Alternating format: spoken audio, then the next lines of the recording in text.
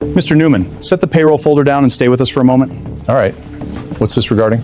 Garrett Newman operated without oversight for 9 years as the CFO of a Kansas school district serving nearly 7,000 kids. 14 people on his payroll did not exist. Not one person checked. Until the afternoon, a new HR director opened a filing cabinet. We're investigating employee records that don't match district personnel files. There could be payroll delays or HR issues. That doesn't necessarily involve finance. He would not get the answer he was hoping for.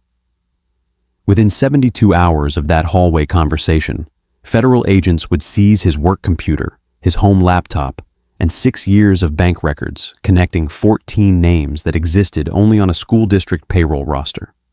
22 counts, $2.4 million, 6 years of bi-weekly paychecks issued to people who had never set foot in a Bracton classroom. What investigators would uncover was not a complicated scheme. It was the simplest kind of theft in the public sector fraud playbook, running in plain sight for 6 full years, because a single question had never been asked of the man who controlled the answer. Quick question before we get into this one. How many people at your job have the authority to add a new employee to payroll without a single other person signing off on it? Drop a number in the comments. Subscribe if you haven't yet. We cover the cases the local news buries on page 6 every single week, and the one you're about to hear should have been caught in an afternoon. Garrett David Newman was born in August 1976 in Hutchinson, Kansas, the second of 3 children. His father worked as a regional manager for a grain elevator cooperative on the eastern edge of town. His mother taught 4th grade at a public elementary school for 28 years. The family lived in a 4-bedroom brick ranch on a quiet street where neighbors knew each other's children by name, and front yard bicycles were left out overnight without consequence. By his mother's account, Garrett was the careful child. His older brother played varsity football at Hutchinson High and walked on at Fort Hays State. His younger sister sang in every school musical from middle school through her senior year. Garrett kept a small, spiral-bound ledger of his allowance, starting at age 9, and balanced it against a green metal cash box he kept under his bed. By the time he was 12, he was tracking the family's grocery receipts because, he told his mother, he wanted to know exactly where the money went. He graduated from Hutchinson High School in 1994, in the top 15% of his class. He enrolled that fall at Kansas State University in Manhattan with a declared major in accounting.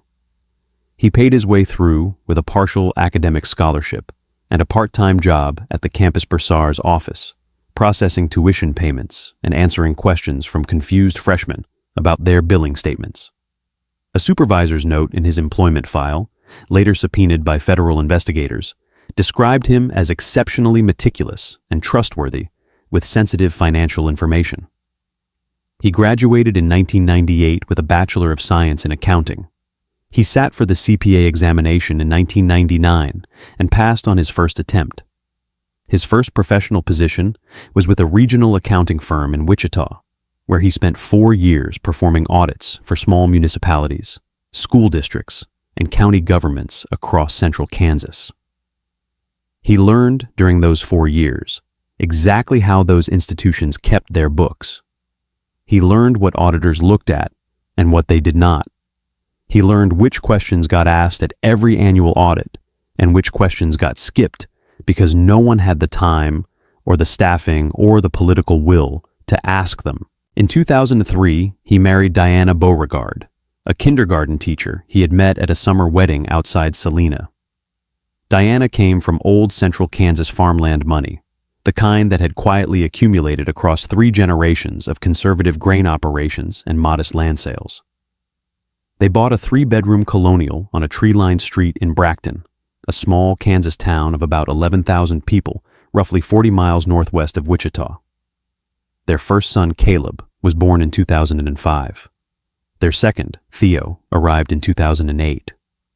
Newman left public accounting in 2006 to take a position as assistant finance director with the city of Bracton.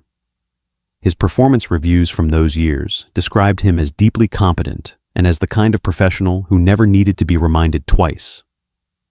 He was promoted to finance director in 2010. He spent 6 years in that role managing a municipal budget of just under $19 million before applying for the open chief financial officer position with Bracton School District, the largest single employer in town, in the spring of 2016.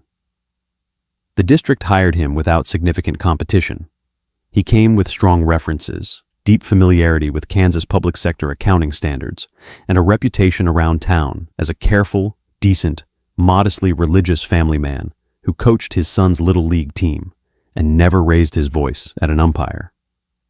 The school board offered him a starting salary of $116,000 and an office on the second floor of the district administration building on Elm Street. He took the job in July 2016. He would hold it for 9 years. Bracton School District served roughly 6,800 students across 9 schools, 4 elementary buildings, 2 middle schools, 2 high schools, and a small alternative learning center on the south end of town. The district employed just under 900 people on the active payroll. Roughly 600 were certified classroom teachers. The remaining 300 were a rotating mix of paraprofessional classroom aides, custodial staff, substitute teachers, bus drivers, food service workers, and central office administration. The total annual operating budget when Newman took the CFO position was approximately $72 million. By the time he was indicted 9 years later, it had grown to just over $83 million. Personnel costs accounted for roughly 78% of that figure. Payroll, in other words, was the single dominant flow of money through the district, and the man who controlled the gateway into that flow sat on the second floor of a brick administration building most townspeople drove past without ever entering.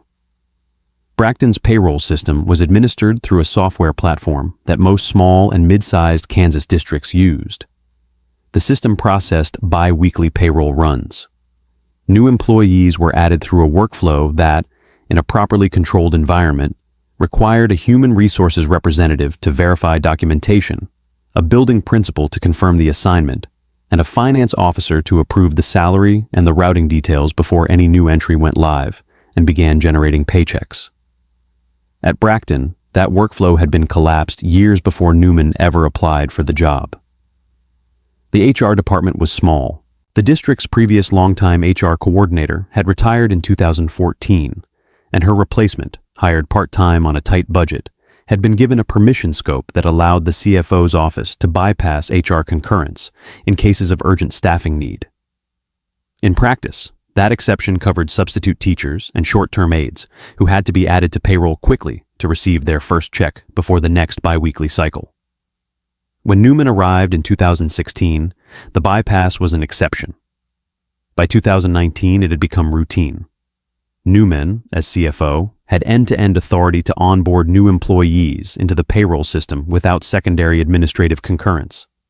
He could create a new employee record, assign a salary band, designate a routing account, and run the bi-weekly payroll, all from his own workstation, without a second set of eyes on any step of the process. Audit literature has a specific phrase for this kind of structural arrangement. It calls it a textbook embezzlement risk. The verification frameworks that exist in public sector accounting are built on the principle that no single individual should ever have unsupervised end-to-end authority over a flow of money this large. At Bracton, those frameworks existed on paper. The board policies referenced them. The annual audit letters acknowledged them.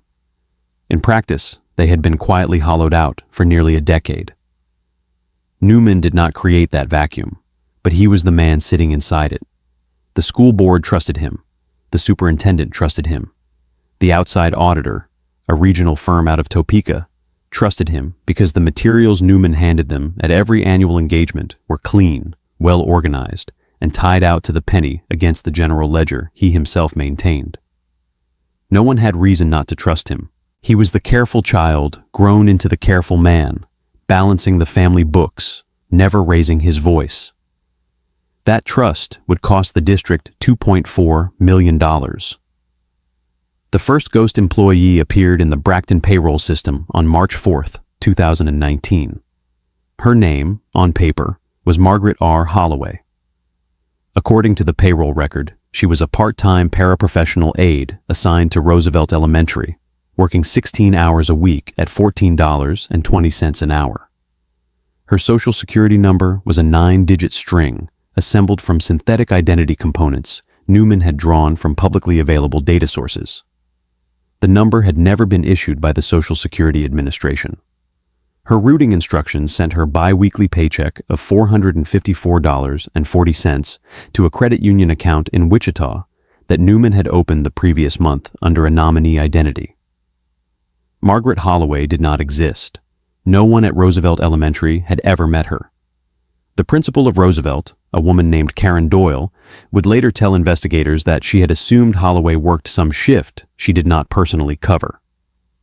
Paraprofessional aides at the elementary level worked split schedules across multiple classrooms and lunch periods and recess rotations, and Doyle, who oversaw a building of just under 500 students and 46 staff, did not maintain a daily roster of every part-time aide in her building.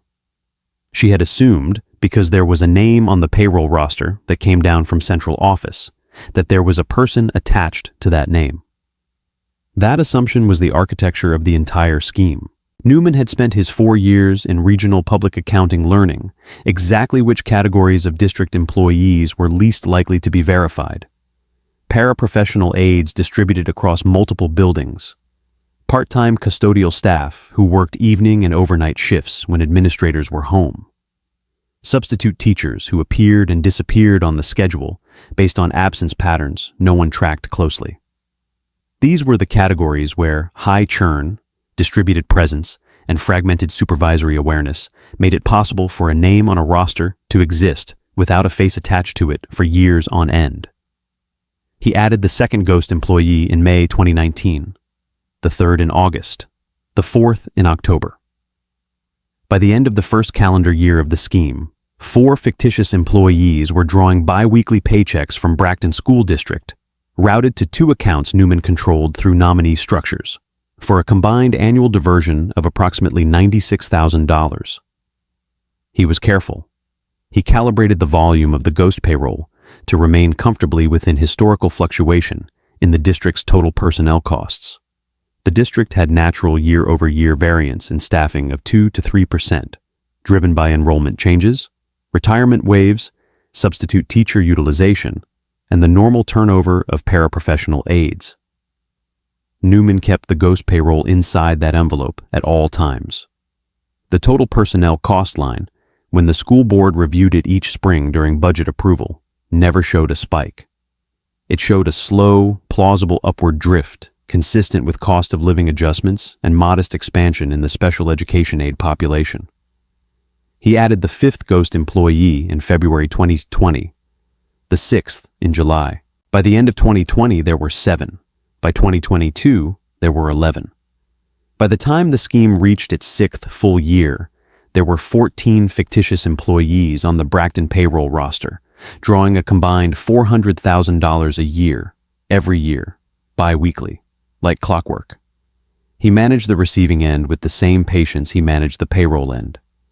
He never moved the funds in suspicious patterns. The credit union accounts received the bi-weekly deposits, sat for a few weeks, and then moved in modest, lifestyle-scale withdrawals through 3 intermediate nominee accounts before landing in personal accounts in his own name. He paid off the family's mortgage in 2021.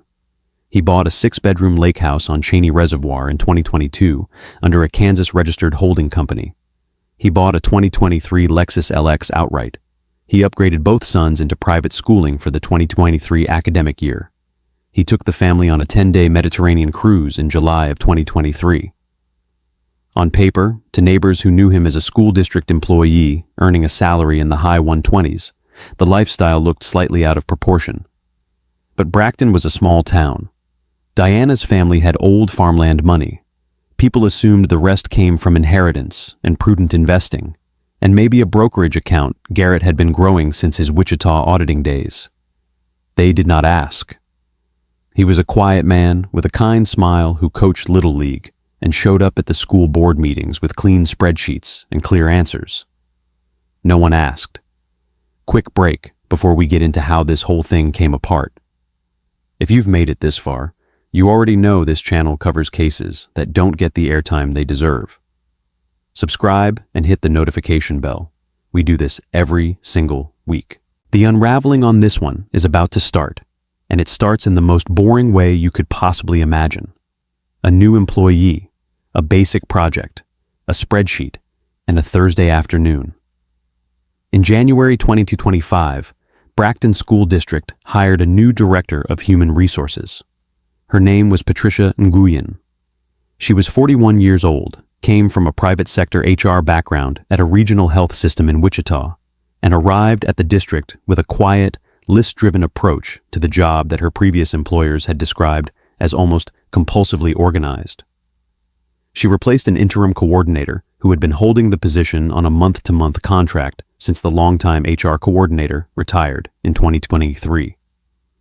Nguyen spent her first 3 weeks meeting principals, walking buildings, eating cafeteria lunches with food service staff, and reading the district personnel handbook cover to cover. In her 4th week, she opened the project that would end Garrett Newman's career, his marriage, and his freedom. She called it a personnel records consolidation. The previous interim coordinator had not maintained the HR records with consistent rigor.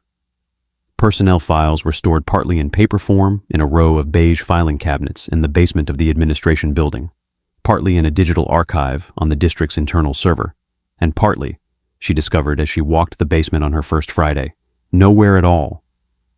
Nguyen's project was straightforward. She would consolidate every active personnel file into a single digital system, scan the paper files, verify the metadata, and produce one clean, current personnel record for every employee currently on the district's active payroll roster. The methodology was simple. She pulled the active payroll roster from Newman's office on a Friday afternoon, sorted it alphabetically over the weekend at her kitchen table, and went name by name starting at A on Monday morning. For each name on the payroll roster, she located the corresponding personnel file. She verified the hire date, the I-9 documentation, the W-4 election, the benefits enrollment paperwork, the emergency contact form, the building assignment, and the supervisor of record. She started on a Monday morning in early February. By Thursday afternoon, she had a cluster of names she could not place. The first name on her cluster list was Margaret R. Holloway. No personnel file, no I-9, no W-4, no hire date, no benefits enrollment, no emergency contact form. The payroll roster listed her as a paraprofessional aide at Roosevelt Elementary, but the building roster maintained by the school secretary did not list her, and Karen Doyle, when Nguyen emailed the principal asking about Holloway, replied with a sentence that read, in full, "I don't recognize that name. Is she new?" Holloway had been on the payroll for 6 years. Nguyen kept going. By the following Tuesday afternoon, she had 13 more names that produced the same result. 14 employees on the active Bracton School District payroll for whom no school could confirm presence, no building principal could confirm assignment, no supervisor could confirm a single workday, and no file existed in any cabinet or any digital archive anywhere in the entire district. She did not yet know what she was looking at. She had spent her career in HR, not in fraud investigation. She drafted a careful, neutral memo. The subject line read, "Payroll roster discrepancies requiring review." The body of the memo listed the 14 names, the buildings they were assigned to on the payroll roster, the buildings that could not confirm them, and a single concluding paragraph requesting administrative guidance on next steps. She sent it to the superintendent at 9:47 on a Wednesday morning in late February. The superintendent read it at his desk over the second cup of coffee. He read it twice. He picked up the phone and closed his office door. That afternoon, an outside forensic audit was authorized. The forensic accounting firm retained by the district was a regional outfit based in Kansas City, with a specialty in public sector embezzlement investigations. The lead investigator was a woman named Rachel Ostrowski, a CPA with 22 years in forensic work, who had reconstructed roughly 40 similar cases over the span of her career, mostly for Missouri and Kansas school districts, county governments, and small municipal utilities. Ostrowski started where every investigator in this kind of case starts. She pulled 6 years of bi-weekly payroll runs and laid them next to 6 years of personnel files. The 14 names Patricia Nguyen had flagged produced the same result Nguyen had produced. No files, no paperwork, no people. She moved next to the routing instructions. Each of the 14 ghost employees had a designated bank account to which bi-weekly paychecks had been deposited every other Friday for years. There were not 14 accounts. There were 5. 2 at a credit union in Wichita, 1 at a small community bank in Hutchinson, and 2 at a credit union in Salina. The accounts had been opened across a span of 3 years under nominee identities, but the routing analysis traced the secondary movement of funds out of those accounts and into a single set of destination accounts. Those destination accounts belonged to Garrett David Newman. Ostrowski cross-referenced the synthetic Social Security numbers attached to the 14 ghost employees against the Social Security Administration's Death Master file and against its issuance records. 9 of the numbers had never been issued by the Social Security Administration at any point in its history. 5 of the numbers belonged to deceased individuals, mostly elderly Kansans who had died in the early 2000s, several of whom had lived their entire lives within 60 miles of Bracton. She reconstructed the 6-year diversion timeline. The bi-weekly payroll deposits to the ghost employee accounts matched, to the dollar and to the day, the bi-weekly deposits arriving at Newman's destination accounts after a 2 to 3 week intermediate routing pause. The match was not approximate. It was clinical. Every single paycheck the district issued to a person who did not exist landed within roughly 72 hours after laundering in an account owned by Garrett Newman. Investigators then mapped the lifestyle expenditures against documented income. The mortgage payoff in 2021, the lake house purchase in 2022, the Lexus in 2023, the cruise, the private school tuition, the unexplained gap between Newman's documented W-2 income across 6 years and his documented spending across the same 6 years came in at approximately $1.9 million. The ghost payroll diversion across the same window came in at approximately $2.4 million. The remaining $500,000 had been spread across investment accounts and a small portfolio of certificates of deposit in Diana's name. The math worked. The math worked completely. A federal grand jury was convened in Wichita in early April 2025. By the first week of May, the indictment was sealed and ready for service. 22 counts. Embezzlement and theft aggregated under Kansas statutes, Section 2158 as 01. Computer crime, falsification of business records, wire fraud under 18 U.S.C. Section 1343, and aggravated identity theft under 18 U.S.C. Section 1028A for the use of the 5 deceased Kansans' Social Security numbers. Garrett Newman had no idea any of it was happening.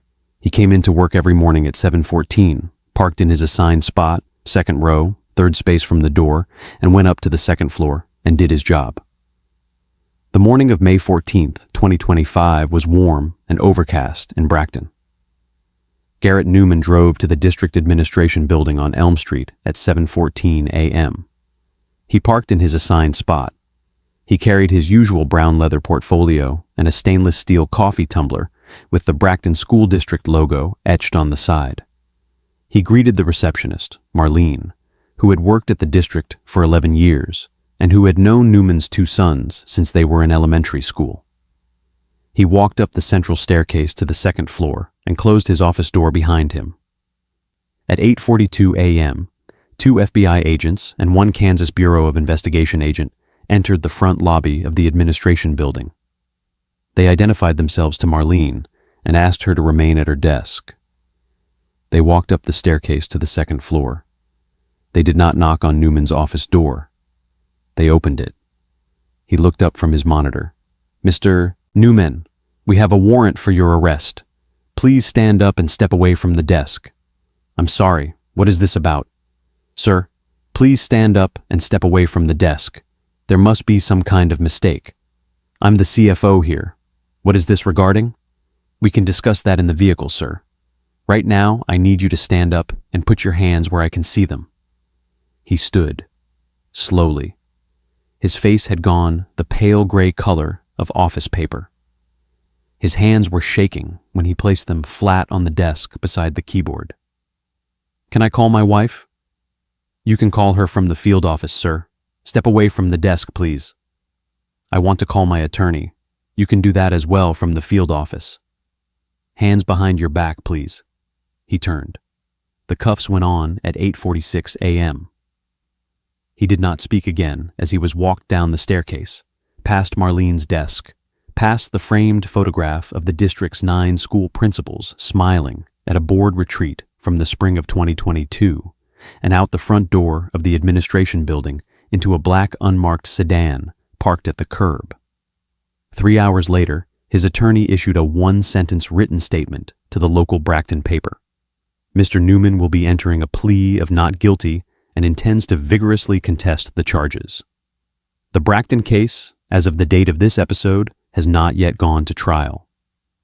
The federal indictment returned in May 2025 charged Garrett Newman with 22 counts spanning wire fraud under 18 U.S.C. Section 1343, aggravated identity theft under 18 U.S.C. Section 1028A, computer crime, falsification of business records, and aggregated embezzlement and theft under Kansas statutes, Section 21-5801.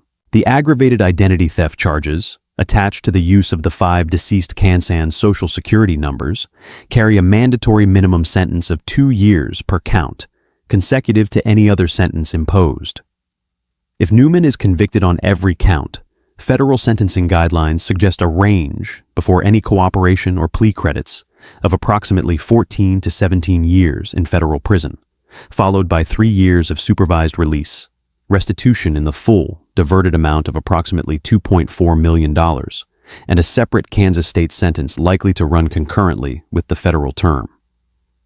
He was released on a $100,000 surety bond in late May 2025, with travel restrictions to the District of Kansas, surrender of his passport, and an order prohibiting any contact with current or former Bracton School District employees outside of his immediate family.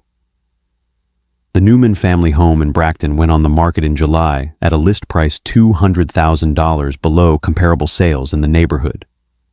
The lake house at Cheney Reservoir was seized by the federal government, pursuant to a civil forfeiture action filed alongside the indictment.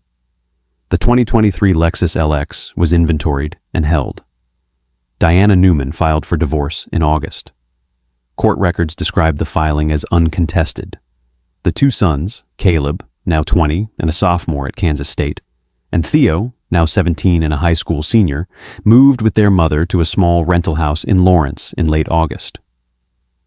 Diana has not made any public statement. People who know her say she did not know. People who know her say she has not slept through a single night since the morning the agents knocked on her door at 9:02 a.m. on May 14th and asked if her husband had ever discussed his work bank accounts with her. The Bracton School District has issued one statement. The superintendent's letter to the community, dated June 4, 2025,